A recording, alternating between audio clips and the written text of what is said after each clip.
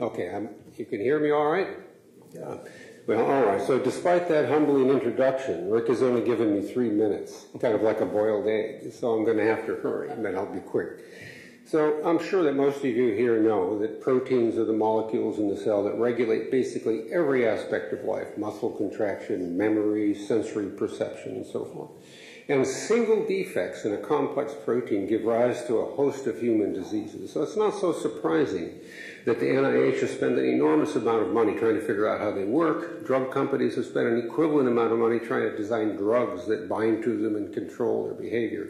So to do this kind of stuff, it was realized early on you have to know the structure of the protein. And the first breakthrough came when John Kendrew trapped a protein molecule 50 years ago in a crystalline lattice, bounced some X-rays off of it, and got the complete three-dimensional structure and the Nobel Prize for that. So that was heralded as the solution to all of our problems. Once we see the structure, we'll know how it works. The drug companies embraced it and used it as a template to design rational design of drug molecules. So in 50 years of that approach, it's been a colossal failure. And it's an interesting question is, why is it failing? And it's only become clear in the last few years what's going on. Basically, we're looking at the wrong structure.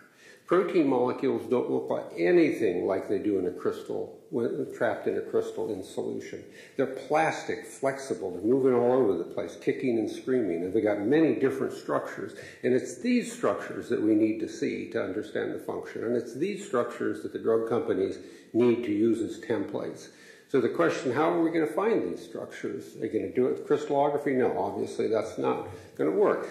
So this is where the magic of high pressure comes in. It turns out, this is really breaking stuff that's going on right now, high pressure can selectively populate these new structures and allow them to be studied by nuclear magnetic resonance and by electron paramagnetic resonance and so forth.